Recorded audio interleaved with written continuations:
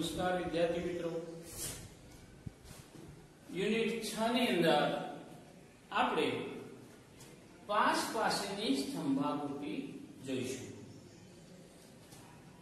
સ્તંભ આકૃતિ ત્રણ પ્રકારની છે. એક સાદી સ્તંભાકૃતિ જે આપણે યુનિટ 5 ની અંદર જોઈએ. આ યુનિટ ની અંદર પાસ પાસેની સ્તંભાકૃતિ એટલે કે બીજા ક્રમની સ્તંભાકૃતિ આપણે જોઈશું. તો આપણે સૌપ્રથમ એનો અર્થ જોઈશું કે પાસ પાસેની સ્તંભાકૃતિ કોને કહેવાય. એનો અર્થ આપણે જોઈએ તો કોઈ એક ચલનું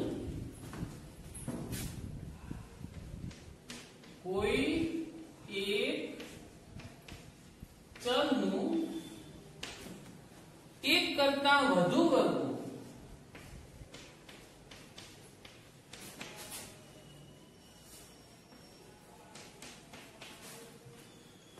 કોઈ એક ચલનું એક કરતા વધુ વર્ગો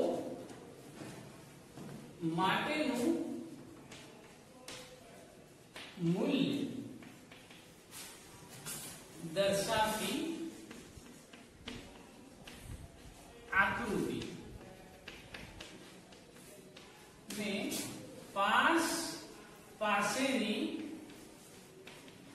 સ્તંભાકૃતિ કહેવાય.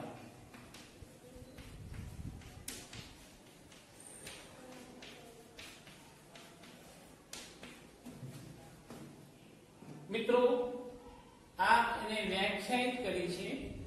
કોઈ એક ચલનું એક કરતા વધુ વર્ગો માટેનું મૂલ્ય જે આકૃતિમાં રજૂ થાય તેને પાસ પાસેની સ્તંભાકૃતિ કહેવાય.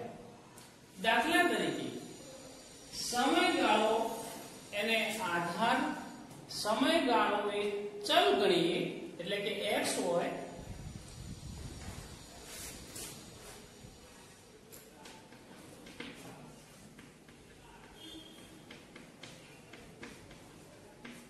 એ x બાજુ એટલે કે સમયગાળો એ આધાર અથવા અચલ હોય એ આધાર કૌંસમાં x હોય. બીજા નંબરે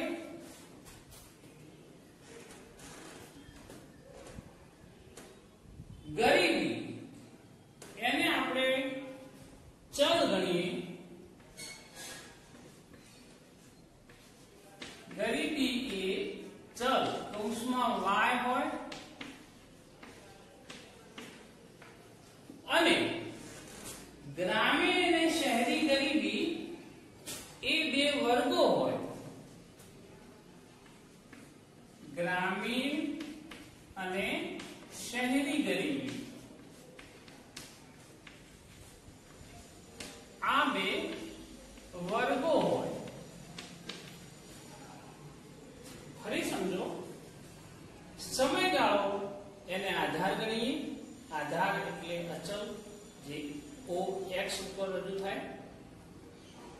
ગરીબીને ચલ ગણીએ જે ટકાવારીમાં રજૂ થાય. અને ગ્રામીણ ને શહેરી ગરીબી આ બેની તુલના એટલે કે ગ્રામીણ ને શહેરી ગરીબી એ બે વર્ગો હોય તેવા સમયે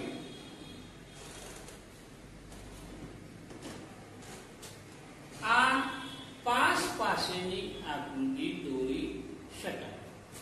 આ ત્રણ કન્ડિશનો પ્રમાણે પાસ પાસેની સ્તંભાકૃતિ દોરી શકાય. બીજું કે જ્યારે આ આકૃતિ પાસ પાસેની સ્તંભાકૃતિ હોય એટલે એકની જોડે અડીને એની ટકાવારી પ્રમાણે જોડાયેલો સ્તંભ હોય અને દરેકને અલગ અલગ રંગ કે અલગ અલગ શેડથી એને દર્શાવી શકાય તો એ આકૃતિ સ્તંભો આકર્ષક લાગે અને આકૃતિ એકદમ સુંદર લાગશે. તો મિત્રો આ આકૃતિને આપણે આકૃતિ દોરીશું. એને વધુ આકર્ષક બનાવવા માટે દરેક વર્ગના સ્તંભને અલગ અલગ રંગ કે શેડમાં દર્શાવી શકાય. એક ઉદાહરણ આપણે લઈશું. ભારતની જુદા જુદા સમયની ગ્રામીણ અને શહેરી ગરીબી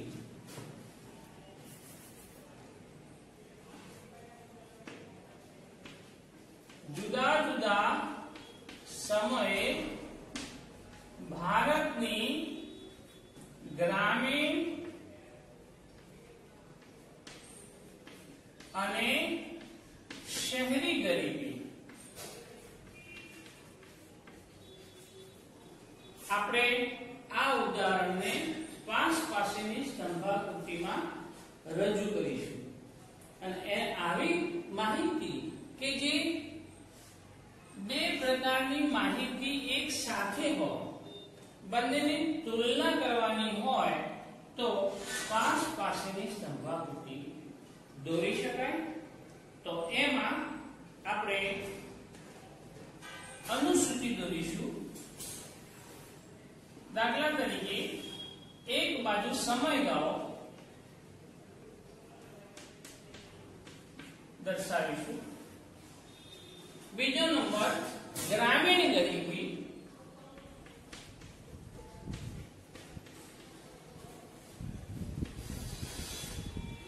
અને ત્રીજો નંબર શહેરી ગરીબી. શહેરી ગરીબી મિત્રો પાંચ પાસેની સ્તંભાકૃતિ છે એટલે ગ્રામીણ અને શહેરી બે બે સ્તંભનું જૂથ આવશે. એટલે કુલ 6 સ્તંભો બનશે. 2 2 2. કારણ કે એ સમયે આવા સમયે પાંચ પાસેની સ્તંભાકૃતિનો સમયગાળો ઓછો હોવો જોઈએ. દાખલા તરીકે એક તો 1999-2000 નું વર્ષ લઈશું. 1999 થી 2000 આ સમયગાળામાં ભારતની અંદર ગ્રામીણ ગરીબી 39.1% હતી. આ જ સમયે શહેરી ગરીબી હતી 38.2%. મિત્રો આ 1999-2000 માં ભારતની અંદર ગ્રામીણ એટલે ગામડાની ગરીબી અને શહેરની ગરીબી આપણે ચકાસી, જે પાંચ પાસેની સ્તંભાકૃતિ દ્વારા દર્શાવી શકાય. બીજું વર્ષ છે 2009 થી 2010.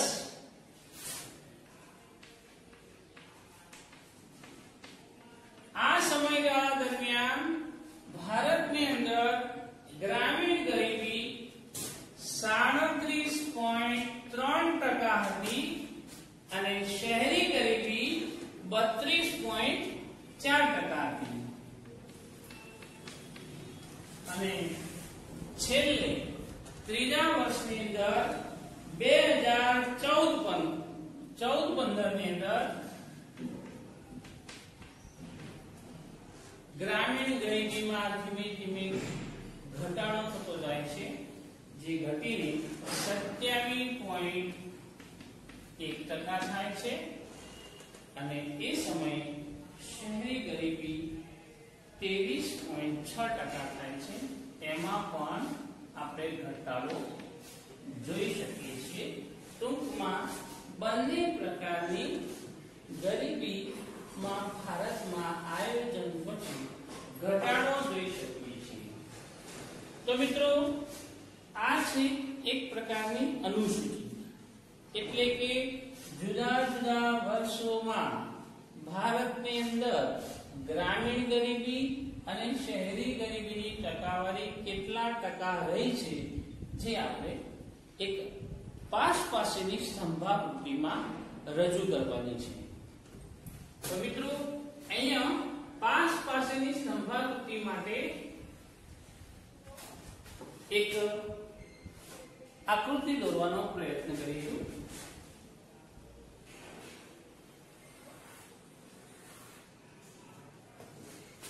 આ આકૃતિની અંદર સ્વતંત્ર ચલ OS પર સમયગાળો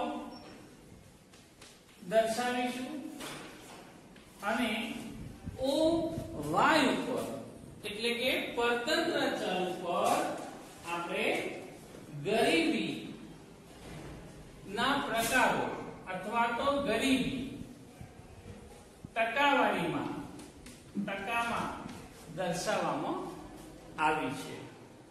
હવે આપણે જોઈશું કે આ અનુસૂચિની અંદર સૌથી નાનામાં નાનો આંક કેટલો છે તો 23.6%. સૌથી મોટો આંક છે 39.1%. તો આપણે OY પરતંત્ર ચલ પર સ્કેલ માપ લઈશું તો કેટલા લઈશું? 1 સેન્ટીમીટર બરાબર કેટલા ટકા લઈશું? તો આપણે નક્કી કરીએ કે જો 1 સેન્ટીમીટર બરાબર જો આપણે 5% લઈએ તો કુલ 40 સુધી જવું પડે, એટલે 8 સેન્ટીમીટર સુધી જવું પડશે. તો મિત્રો 8 સેન્ટીમીટર સુધી આપણે અંદાજિત લઈશું.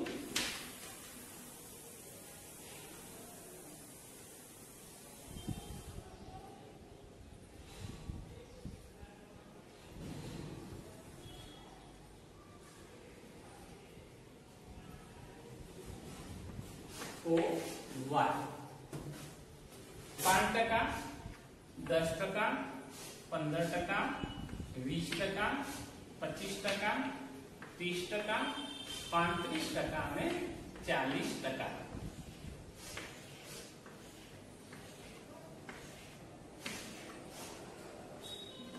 મિત્રો આ છે સ્કેલ માપ. સ્કેલ માપની અંદર આપણે જોઈશું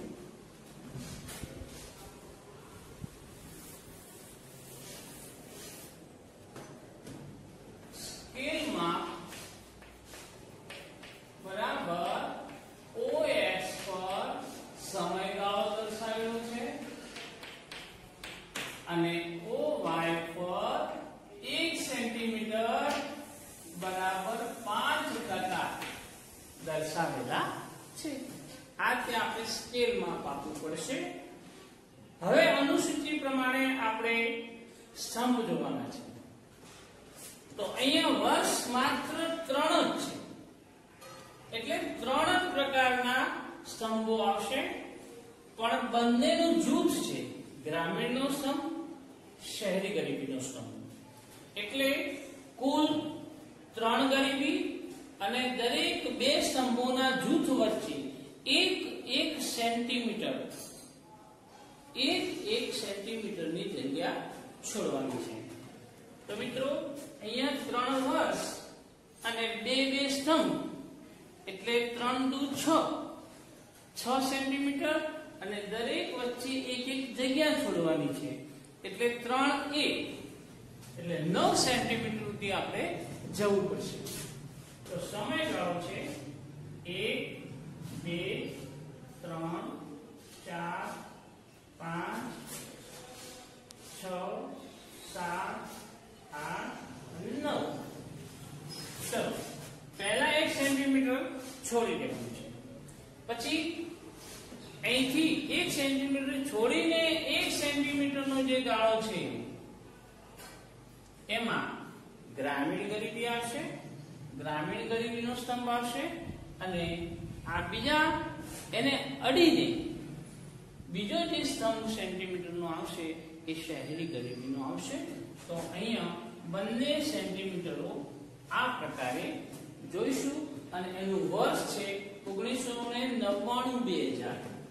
તો અહીંયા આપણે લખીશું 1999 થી 2000 નો સ્તંભ. બરોબર છે. બીજો છે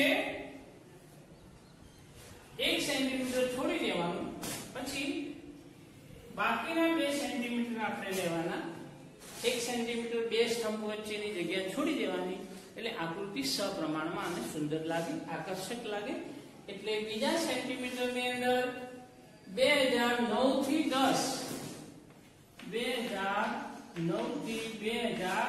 10 ના બે સ્તંભો આવશે, અને ત્રીજા ક્રમે 2014-15 ની અંદર બે સ્તંભો આવશે. 1 સેન્ટીમીટર છોડી દેવાનું છે, અને 2014-15 ની અંદર ભારતમાં ગ્રામીણ અને શહેરી ગરીબી ના સ્તંભ દર્શાવવાના છે. તો મિત્રો પહેલા આપણે ગ્રામીણ ગરીબી જોઈશું. તો 1999-2000 માં ગ્રામીણ ગરીબી 39.1 કે સૌથી વધારે ઊંચો સ્તંભ આવશે.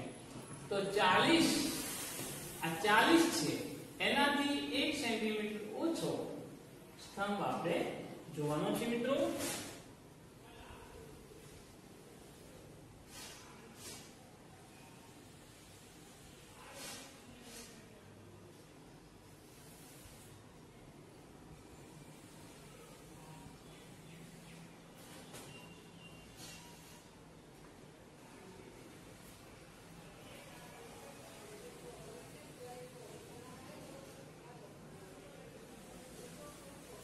અંદાજિત પહેલો સ્તંભ આપણે પ્રાપ્ત થયો એ છે 39.1% ગ્રામીણ ગરીબી.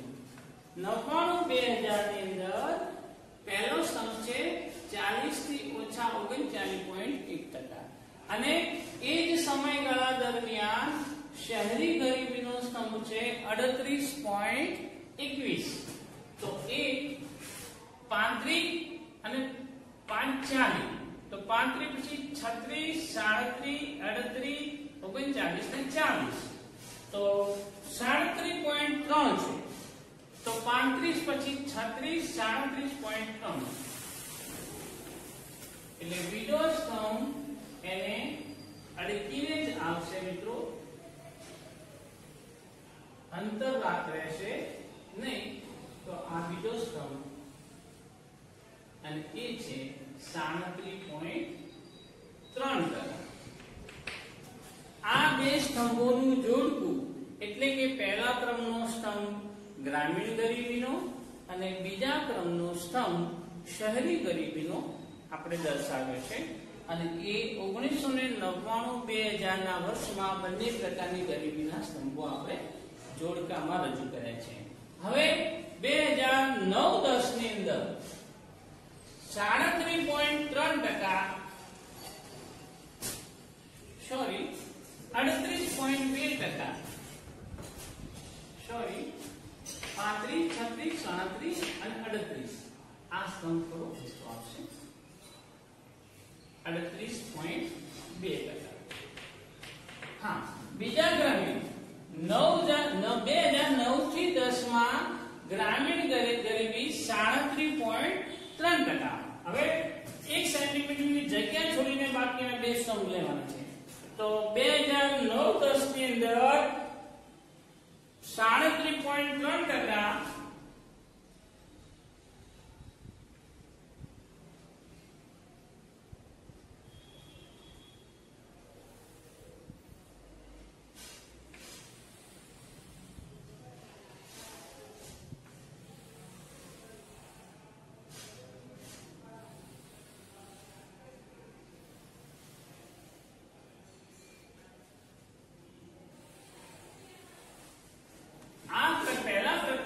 જે સ્તંભ છે મિત્રો એ ગ્રામીણ ગરીબીનો છે, અને તે છે 37.3%.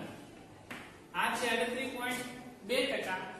બીજા ક્રમે 2009-10 માં પહેલો સ્તંભ છે 37.3% નો, અને એના પછી એ જ સમયગાળા દરમિયાન શહેરી ગરીબીનો સ્તંભ છે 32.4%. એટલે 30, 31 ને 32. અંદાજિત આટલા સુધી આપણો સ્તંભ આવી શકે.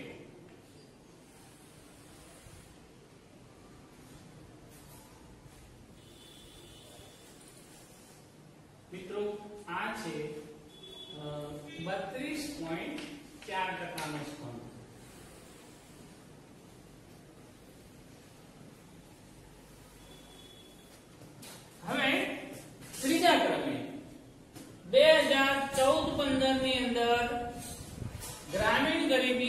27.1% છે.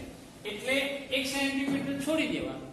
બે સ્તંભ વચ્ચેથી 1 સેન્ટીમીટર છોડી દેવાનો અને 27.1 નો સ્તંભ આપણે બનાવીશું. તો 25, 26 અને 27.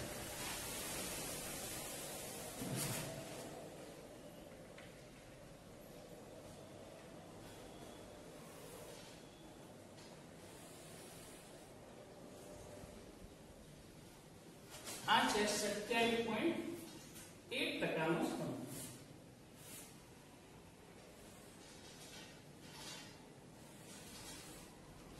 27.1% નો સ્તંભ. અને બીજા ક્રમે છે એ જ સમયગાળા દરમિયાન 23.6 નો શહેરી ગરીબીનો સ્તંભ. 23.6 એટલે 23.5 ની ઉપર. 20 અને 25. 25 પણ 20 પછી 21, 22, 23 અને 23.6 એટલે 23.5.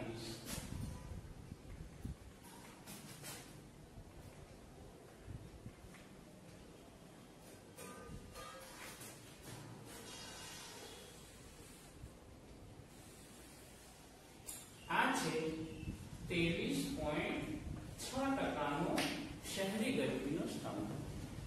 હવે મિત્રો આ બધા આકૃતિની અંદર બધા જ સ્તંભો ની અંદર કોઈ પ્રકારની નિશાની કરી નથી આપણે. એટલે આકૃતિ આકર્ષક બને, માહિતીનો ખ્યાલ આવે એટલા માટે દરેક સ્તંભને અલગ અલગ રંગ કે શેડથી દર્શાવવામાં આવે છે. દાખલા તરીકે અહીંયા આપણે એક પ્રતીકાત્મક નોંધ લખીશું. સ્ક્વેર બંનેની અંદર સ્ક્વેર બનાવીશું અને સ્ક્વેરની અંદર નિશાની કરીશું. એમાં પહેલો સ્તંભ પહેલા સ્ક્વેરમાં પ્રમાણે નિશાની થશે. એટલે એની અંદર ધારો કે ગ્રામીણ ગરીબી અને શહેરી ગરીબી. બીજા પ્રકારના સ્તંભની નિશાની આ પ્રકારની રહેશે. ધારો કે પહેલા પ્રકારની ગ્રામીણ ગરીબી છે એ જો આપણે આડી લીટી કરીશું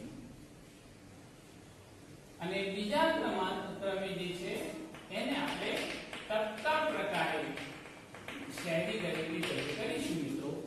તો એ જ પ્રકારે દરેક આ આકૃતિમાં દરેક પહેલો નંબરનો જે સ્તંભ છે એની અંદર આડી લીટી આવશે કારણ કે નિશાની આડી લીટીની કરી છે.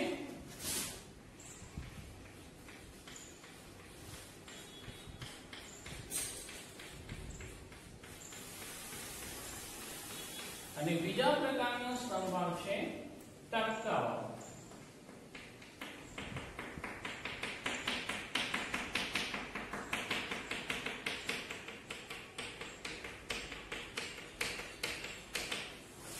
એ જ રીતે બીજા જૂથમાં પહેલા આડી લીટીનો સ્તંભ જે ગ્રામીણ ગરીબી દર્શાવે છે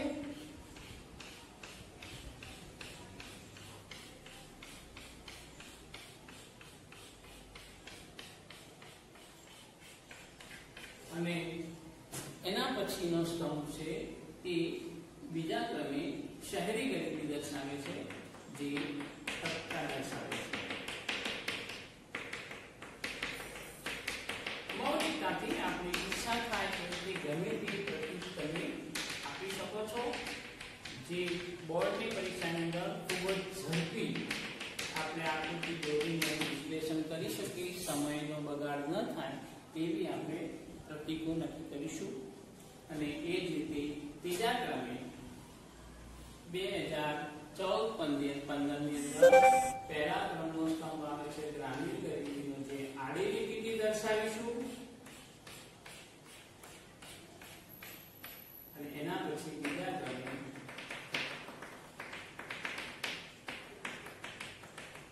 ટપકાના પ્રતીકો દ્વારા આપણે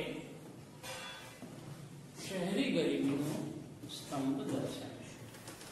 તો મિત્રો આ રીતે આપણે પાસ પાસેની સ્તંભાકૃતિ દોરી શકીશું. હવે આપણે બોર્ડની પરીક્ષામાં આટલી આકૃતિ તમે રજૂઆત કરશો તો એના 2.5 ગુણ પ્રાપ્ત થશે, 2.5 ગુણ મળશે. હવે તેનું વિશ્લેષણ કરતા પણ આપણે શીખવું પડે કે જેના અધિગુણ આપણને પ્રાપ્ત થાય તો વિશ્લેષણ કેવી રીતે થાય તો એકદમ સરળ છે. પહેલા નંબર તો ઉપરોક્ત આકૃતિમાં OX સ્વતંત્ર ચલ ઉપર સમયગાળો દર્શાવેલો છે અને OY પરતંત્ર ચલ પર ગરીબી ના પ્રકારો ટકાવારીમાં દર્શાવેલા છે. બીજા નંબર ઉપરોક્ત આકૃતિમાં 1999-2000 ગ્રામીણ ગરીબી કુલ વસ્તીના 39.1% હતી. તે જ સમયે શહેરી ગરીબી 38.2% હતી. એના પછી ત્રીજો મુદ્દો 2009-10 ની અંદર ગ્રામીણ ગરીબી 37.3% હતી અને શહેરી ગરીબી દેશની કુલ વસ્તીના 32.4% હતી. અને છેલ્લે 2014-15 ની અંદર ભારતમાં કુલ વસ્તીના 27.1% વસ્તી ગ્રામીણ ગરીબીની હતી અને એ જ સમયગાળા દરમિયાન શહેરી ગરીબીનું પ્રમાણ 23.6% હતું. તો મિત્રો આ રીતે આપણે 4-5 મુદ્દા ફલિત કરી શકીશું. આગળ પાંચમો મુદ્દો આપણે એકદમ સરળ ફલિત કરવા જેવો છે. એકદમ સરળ છે કે 1999-2000 ની અંદર ભારતમાં ગ્રામીણ ગરીબીનું પ્રમાણ ખૂબ ઊંચું જોવા મળ્યું છે. કારણ કે એ સમયગાળા દરમિયાન ભારતની અંદર 68-70% લોકો ખેતી ઉપર નિર્ભર હતા અને મોટા ભાગની 60% ખેતી આકાશી ખેતી ગણાતી. આકાશી ખેતી એટલે વરસાદ ઉપર નિર્ભર ખેતીને આકાશી ખેતી કહેવાય. તો ભારતની અંદર 60% થી વધુ ખેતી ચોમાસામાં જ થાય, બાકીના સમયમાં લોકો બેકાર રહેતા. બીજો નંબર કે ગ્રામ્ય વિસ્તારની અંદર કોઈ મોટા ઔદ્યોગિક એકમો પ્રસ્થાપિત થયેલા હોતા નથી, એટલા માટે ખેતી સિવાય ના લોકો મોસમી બેકારીના ભોગ બનતા. એટલે 99-2000 ની અંદર ભારતમાં ગ્રામીણ ગરીબીનો સ્તંભ ઊંચો જોવા મળે છે. અને છેલ્લે છઠ્ઠો નંબરનો મુદ્દો આપવો હોય તો આપણે આપી શકીએ કે ભારતની અંદર 2014-15 ની અંદર ગ્રામીણ ગરીબી નહીં પણ શહેરી ગરીબી ખૂબ જ ઓછી જોવા મળે છે, 23.6%. કારણ કે જેમ શહેરીકરણનું પ્રમાણ વધતું જાય તેમ ઉદ્યોગોનું પ્રમાણ વધે. ઉદ્યોગોની અંદર રોજગારીની તકો વધારે હોય એટલે લોકોને કામ મળે, રોજગારી મળે અને એમની આવકો વધે એટલે ગરીબીનું પ્રમાણ ઘટે છે. અહીંયા આપણે છેલ્લે જોઈશું કે આ અનુસૂચિ અને આકૃતિ એ દર્શાવે છે કે ઉત્તરોત્તર બંને પ્રકારની ગરીબીમાં ઘટાડો જોઈ શકાય છે. 1999-2000 માં જે 39.1% ગ્રામીણ ગરીબી હતી, જે ઘટીને 14-15 માં 27.1% થઈ છે. અહીંયા પણ ગ્રામીણ ગરીબીની અંદર 8-10%, 10-12% જેટલો ઘટાડો થયો છે. અને શહેરી ગરીબીની અંદર જે 38.2% હતી એમાં પણ ઘટાડો થઈને 23.6% થયો છે. તો મિત્રો અહીંયા બંને પ્રકારની ગરીબી ભારતમાં ઘટી છે.